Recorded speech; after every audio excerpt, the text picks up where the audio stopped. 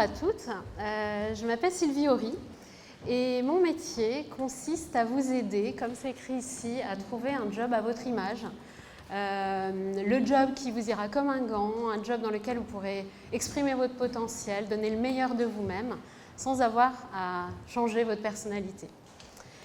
En fait, mes accompagnements servent à vous aider à trouver un job que vous allez aimer.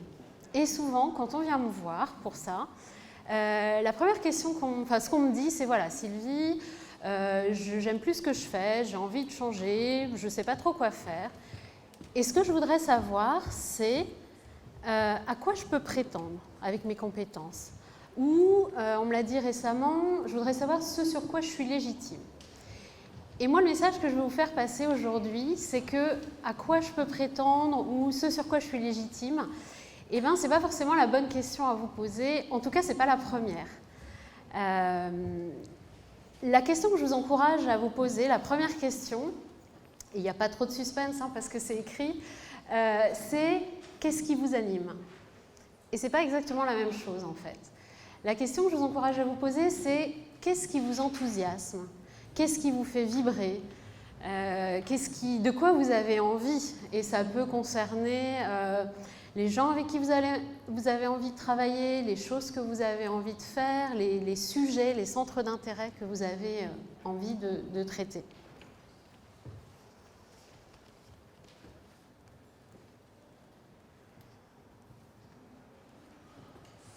Alors, avant de vous donner, je vais vous donner 3 grandes raisons qui font que moi, aujourd'hui, dans mes accompagnements, je prends cette porte d'entrée-là. C'est-à-dire que je ne vais pas commencer par les compétences, par vos talents, par qu'est-ce qu'il y a sur le marché du travail. Bien sûr, c'est des questions que j'aborde, mais en deuxième. Donc avant de vous donner ces 3 raisons, et avant aussi, en deuxième partie, de vous proposer un petit jeu, je voudrais vous expliquer comment j'en suis arrivée là, à prendre cette porte d'entrée, et comment c'est devenu aujourd'hui une vraie conviction pour moi. En fait, moi, j'ai commencé dans ce métier en accompagnant des étudiants qui se questionnaient sur leur projet professionnel. Et dans ces groupes d'étudiants, il y avait des étudiants qui avaient des centres d'intérêt un peu plus marqués. Donc j'avais par exemple, je me souviens d'une étudiante qui aimait un certain type de musique rap et elle voulait l'importer en France. Il y avait une étudiante qui adorait le maquillage, mais comme vecteur de confiance en soi. J'avais un étudiant qui voulait absolument rentrer dans l'armée, un autre qui s'intéressait beaucoup au monde du transport maritime.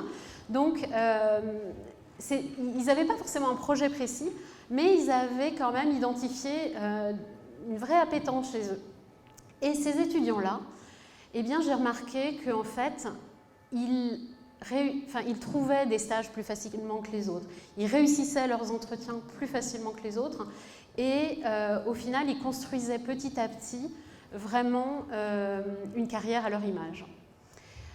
Et du coup, mon travail, je me suis dit, les autres étudiants qui n'avaient pas forcément identifié ces centres d'intérêt, ce qui les animait, qui n'ont pas forcément de passion, on n'a pas tous une passion pour le jardinage, pour la danse classique, eh bien je les ai aidés à faire ressortir quand même, à identifier ce qui les faisait vibrer.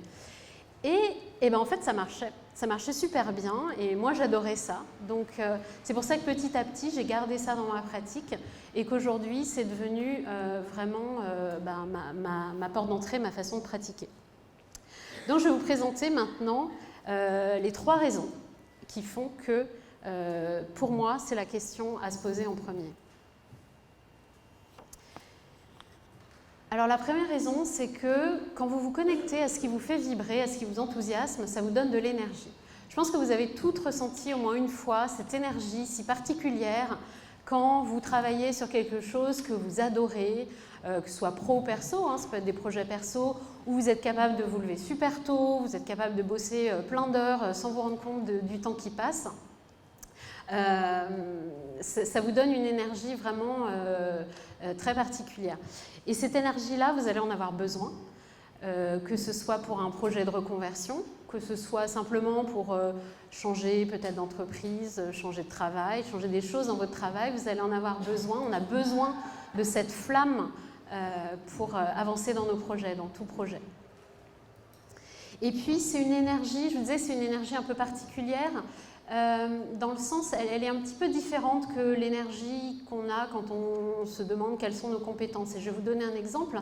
J'ai une cliente qui ne voulait pas faire une reconversion à 360 degrés, mais qui voulait changer des choses dans son travail. Et elle a eu l'opportunité de participer à la réorganisation de son service. Et elle me disait, voilà, ils étaient 4 à travailler sur la réorganisation de son service. Et elle me dit, on n'avançait pas en fait. Voilà, les réunions se passaient, rien ne se passait. Et elle me dit, un jour, je suis arrivée en demandant, mais au fait, qu'est-ce que chacun d'entre nous, on a envie de faire? Et là, elle me dit, ça a tout changé. Ça a complètement changé la dynamique et très vite, ils ont réussi à se mettre d'accord sur la nouvelle organisation du service.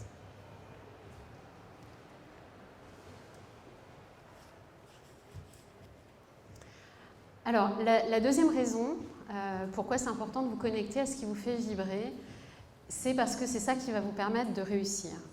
C'est pas forcément tout de suite évident à comprendre. Moi, j'ai mis du temps. J'avais plutôt cette croyance, j'ai longtemps eu la croyance que si je réussis quelque chose, ou si je réussis dans quelque chose, alors c'est comme ça que je vais être heureuse. Et en fait, je me suis rendu compte que c'est l'inverse. C'est-à-dire que si vous êtes heureuse dans quelque chose, si vous faites quelque chose avec plaisir, c'est là que vous allez réussir. Parce que c'est vraiment les tâches qui nous épanouissent qu'on réussit le mieux.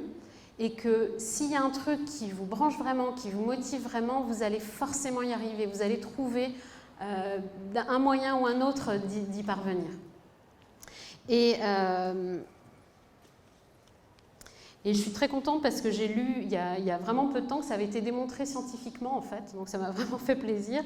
En fait, sous l'effet de l'enthousiasme, le cerveau se met en mouvement. Il y a des neurotransmetteurs qui s'activent, qui vont aller solliciter des cellules qui jusque-là étaient endormies. Ça établit de nouveaux contacts, ça rend les réseaux de neurones plus denses. Et en fait, c'est ça qui nous permet vraiment d'affronter tous les obstacles. Et donc, moi, je crois, pour conclure sur cette slide, que la compétence est vraiment une conséquence de l'enthousiasme.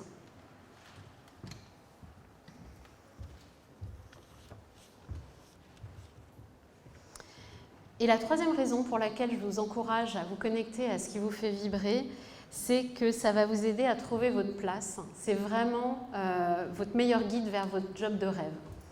Ça non plus, c'est pas forcément simple à comprendre tout de suite. Alors je vais aussi vous raconter une histoire. Je vais vous raconter l'histoire de Monia. Monia, c'est une ancienne collègue à moi, parce que j'ai eu une vie salariée avant. Et un jour, elle a décidé de démissionner parce qu'elle avait envie d'entreprendre. Mais elle ne savait pas du tout dans quoi. Monia, ce qu'elle aime, c'est la cuisine, la science, le marketing, les voyages, notamment l'Afrique, et vraiment une grande envie d'entreprendre. Donc elle s'est dit, je vais commencer par faire ce qui me plaît. Et elle est partie, puisqu'elle aime les voyages et l'Afrique, elle est partie passer 3 semaines au Sénégal. Et comme elle a envie d'entreprendre, eh bien, elle avait pris plein de rendez-vous avec des entrepreneurs et elle a passé ces 3 semaines à rencontrer des entrepreneurs. Elle est rentrée en France, en fait ils étaient 2, ils sont partis, elle a un associé, ils étaient 2, ils sont revenus, ils ont étudié leurs idées, rejoint un incubateur, enfin voilà, je vous passe toutes les étapes. Et aujourd'hui, Monia, elle s'apprête à lancer sur le marché une ligne de muesli salé bio à base de céréales millénaires, donc on trouve au Sénégal. Et du coup, aujourd'hui, voilà, la boucle est bouclée, Monia. Elle ne savait pas ce qu'elle voulait faire, mais aujourd'hui, elle fait exactement ce qu'elle aime. Elle fait de la cuisine parce qu'il y a des recettes à développer, elle fait de la science nutritionnelle, elle fait beaucoup de marketing parce que quand on lance sa start-up, il y a du marketing. Et puis, elle est toujours en lien avec l'Afrique via ses céréales. Donc voilà, mon message ici, c'est commencer par faire ce qui vous plaît.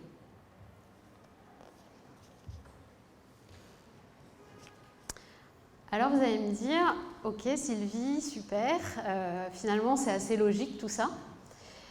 Mais alors pourquoi, dès qu'il s'agit du travail, on n'écoute pas son cœur? Pourquoi on ne le suit pas? Pourquoi on ne le suit plus? Il y a plusieurs raisons à ça. La première, c'est qu'on ne se pose jamais cette question-là. Et ça commence tout petit. Tout petit, on va vous demander qu'est-ce que tu veux faire plus tard, qu'est-ce que tu veux faire quand tu seras grand, mais on ne vous demande jamais qu'est-ce que tu aimes faire là, maintenant, tout de suite. Et après, ça continue dans l'orientation. En tout cas, moi, à mon époque, c'était comme ça. C'est-à-dire que c'est pas ce qu'on avait envie de faire qui guidait l'orientation, c'était plutôt nos notes, nos dossiers scolaires. Je caricature, mais à peine, si t'es bon en maths, t'as un bon dossier, bah, tu vas aller en S.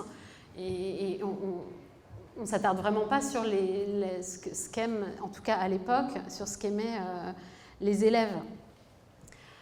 La deuxième question, c'est qu'on ne s'autorise pas, c'est pas sérieux. Et quelqu'un est venu me voir tout à l'heure sur mon stand et m'a dit ça. Et c'est vrai, on se dit, le travail, c'est le travail, c'est sérieux. Et puis il y a les hobbies pour s'amuser, mais le travail, c'est pas fait pour s'amuser. Donc si on en bave, bah, c'est normal, c'est le travail. Et voilà, et j'ai souvent l'impression qu'on pense que avoir un job qu'on aime, c'est la cerise sur le gâteau. Et en fait, moi je pense que c'est tout l'inverse, je pense que c'est le gâteau. Comme je l'ai dit tout à l'heure, c'est en faisant ce qu'on aime qu'on va réussir.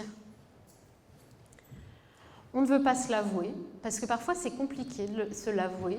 Ça peut venir de votre environnement familial, si vous avez évolué dans une famille d'ingénieurs, c'est peut-être compliqué de vous avouer que vous avez envie d'être artiste.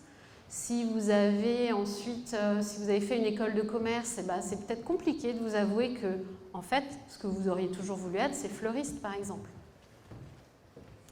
Et puis, la dernière raison, c'est que, parfois, on ne sait plus, en fait, ce que veut notre cœur. On ne sait plus ce qu'on aime, on ne sait plus ce qui nous fait vibrer, on ne sait plus ce qui nous enthousiasme. Et ça, c'est la vie qui fait ça. J'ai plusieurs exemples autour de moi. On commence en pilotage automatique. Voilà, on fait des études, un stage, on est gardé dans le stage. On ne se pose pas en fait la question et on avance comme ça jusqu'à un jour où on se dit mais en fait, c'est vraiment ça que je voulais faire. Donc on ne sait plus ce que veut notre cœur. Et ce que veut notre cœur, c'est finalement pas si compliqué de savoir ce qu'il veut. Il n'y a pas la peine, c'est pas la peine d'aller chercher au fond du fond du fond. Souvent c'est vraiment juste là. Sauf que on le voit pas parce qu'on se pose des questions qui sont normales à se poser, mais on se dit est-ce que je vais pouvoir en vivre ou est-ce que j'ai les compétences pour faire ça, est-ce que je vais y arriver? Et du coup ça nous empêche de voir ce qui est là, mais ça se travaille.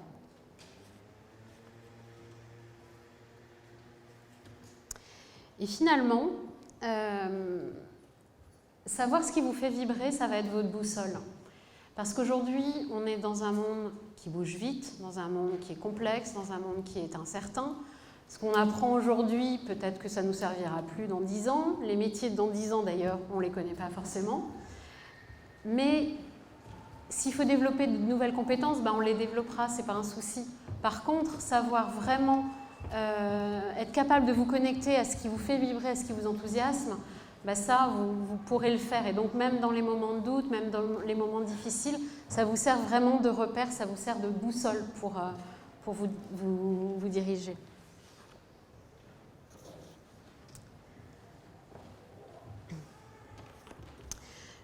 Et du coup, je vais conclure cette première partie avec ce message qui est « Nourrissez cette partie de vous ».